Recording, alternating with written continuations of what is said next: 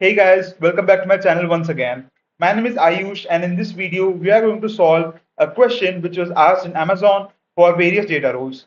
This question is really important because this covers a really important concept, or rather, I should say, a really important pattern that consistently appears in various interview questions called as gaps and islands.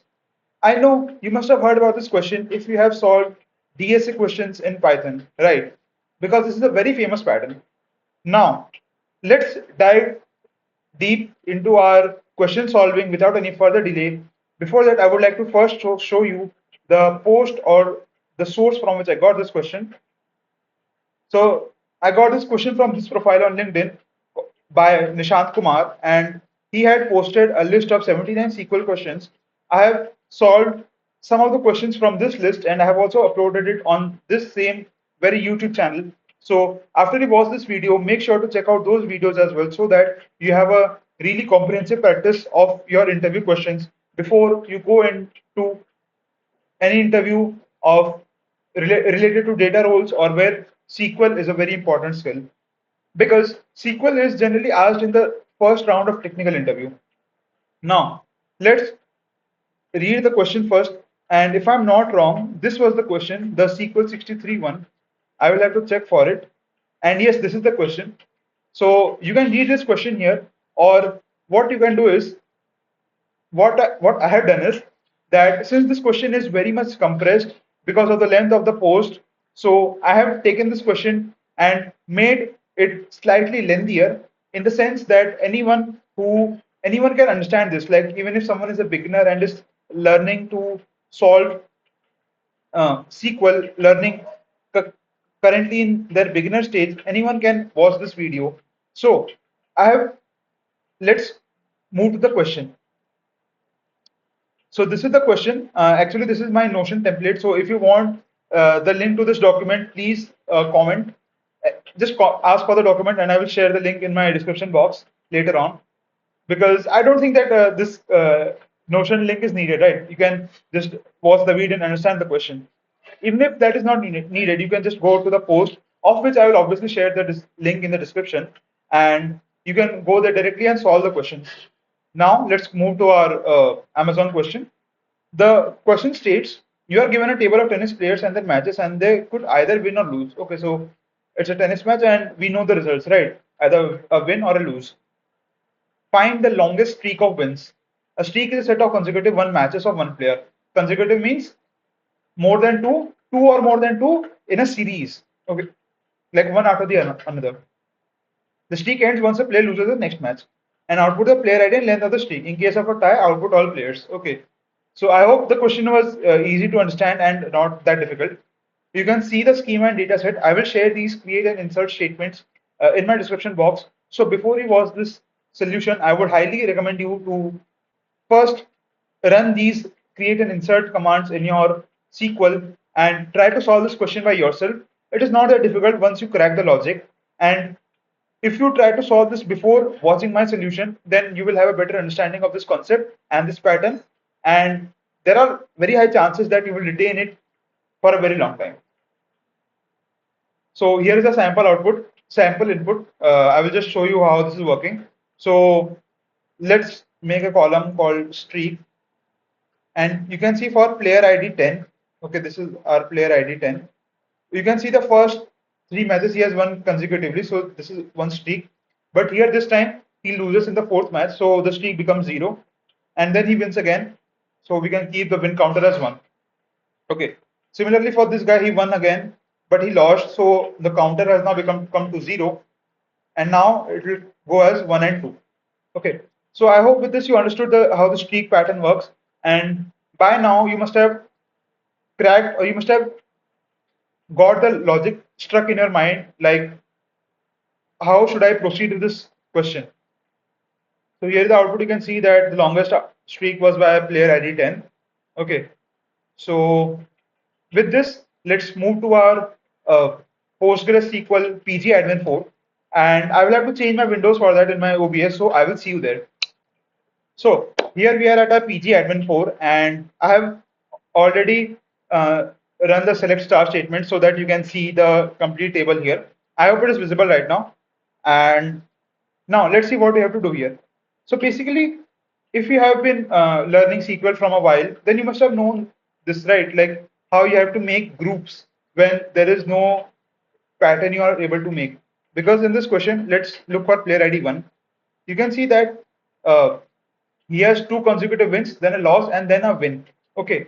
Now what happens here is like even if you run any window function for adding consecutive numbers like a row number or a dense rank or a rank function, you will be able to just get 1, 2, 3, 4 serial wise.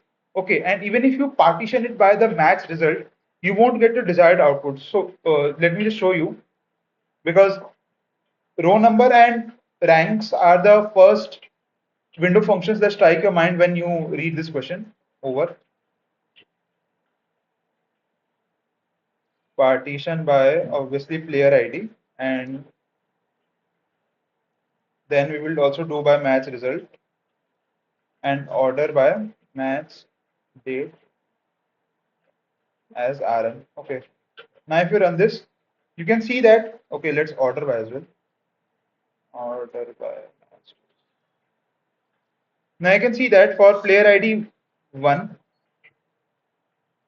you are not able to generate any kind of rank here. Why? Because of the fact that you are partitioning by player ID and then the match result, and then you're ordering by the match date. So basically because of the partition by condition is not working here properly, that logic is not fitting here. So we won't be able to make the groups in that way. So how should we proceed? That is the question. Wait a minute.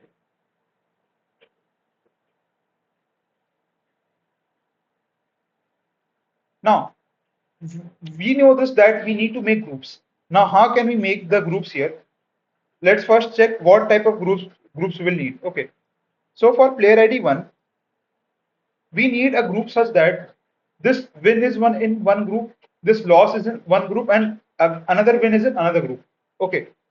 Basically, let's do one thing. Let's look for player ID 2 as well. We want all these three wins to be in one group, right? So because of that only we will be able to extract that particular group, and this loss can be in one group or two groups, that doesn't matter. Now, if this logic is clear, then there is one really important and I would say a really fun function that, not fun, basically an interesting function that I would like to run here so that you will get an idea about what I'm saying.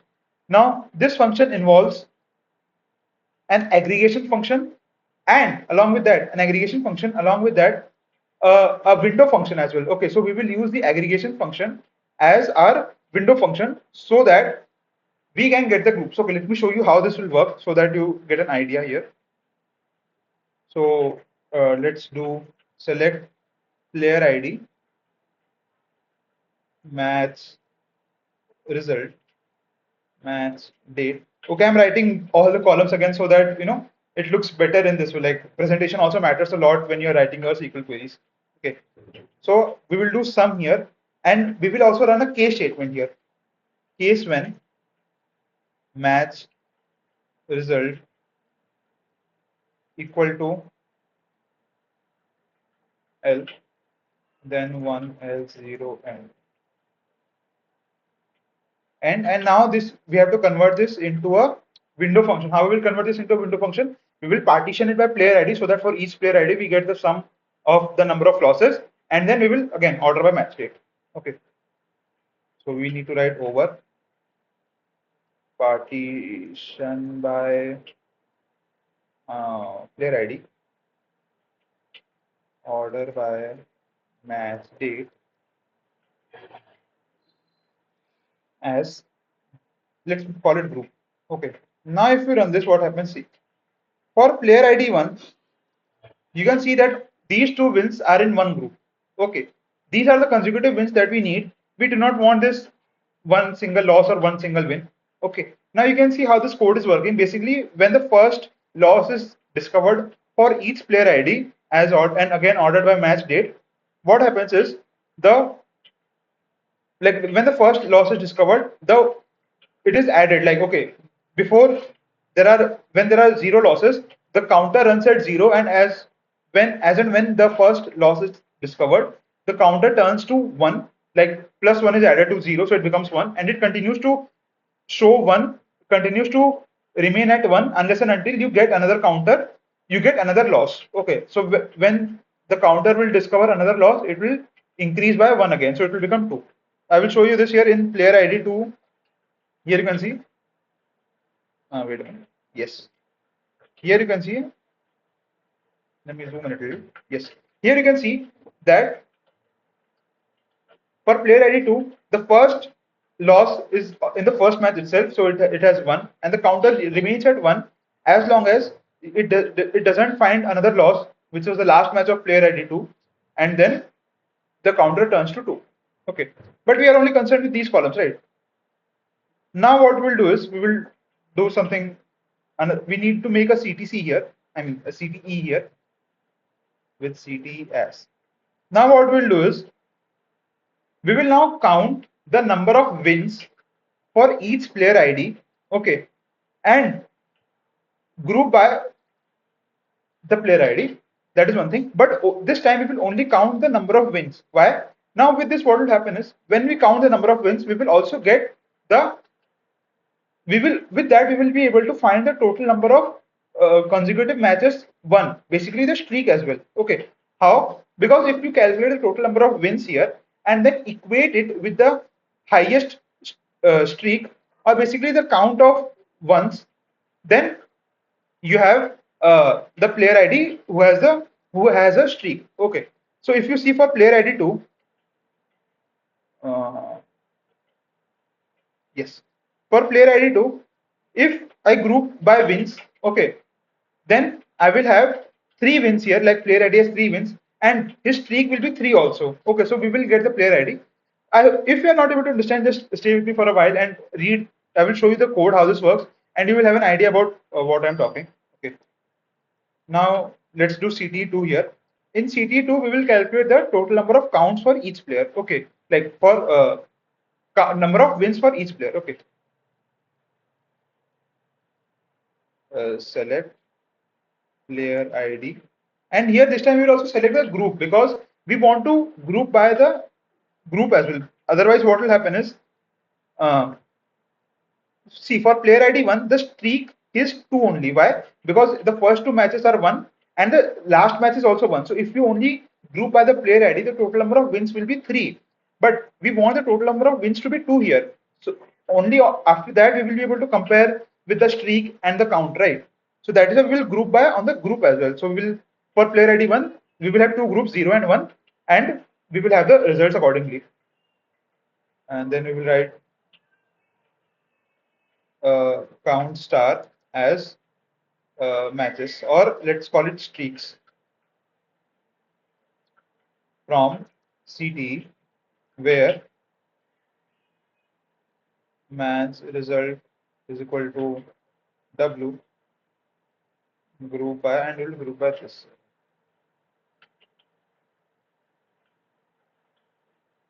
Now let me show you what happens. Select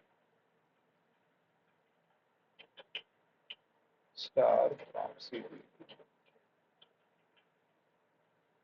Now you can see for each player ID we have the groups and the streaks as well. Okay, so for player ID 1, he had a streak of 2 in one once, and he had another match he had 1, which we had seen just now. And for player ID 2 as well, we just saw that he had 3 consecutive wins. Okay, but with this we have not found out the streak yet. Okay, we have just found out the count of streaks for each player. Okay, now we will find a max streak.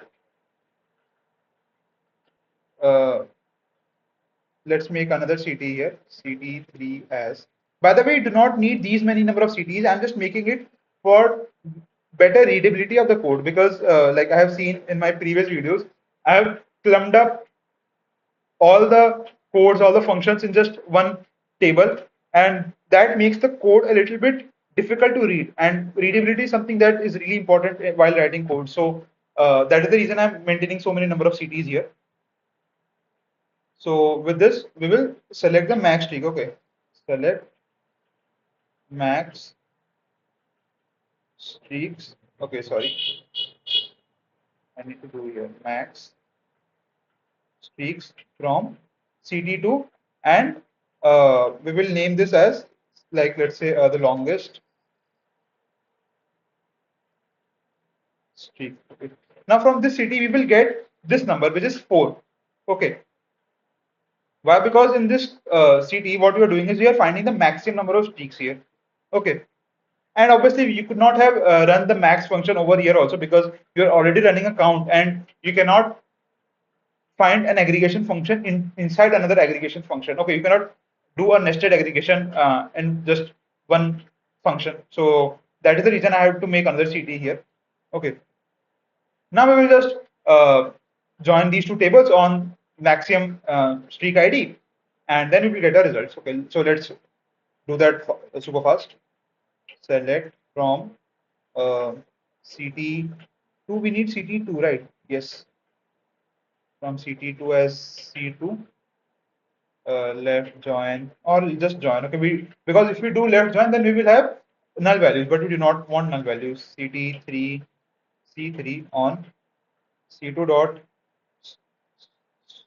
streaks equal to C3 dot uh, longest streak. And just for the sake of understanding, let me show you the uh, entire table here. So you can see you have gotten the player ID and the group, the streaks and all.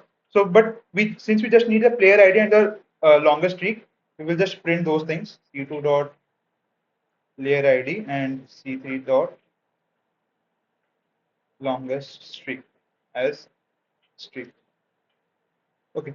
So with this, we come to the end of our question, and we have successfully found out that the player ID 3 had the longest streak of 4 matches.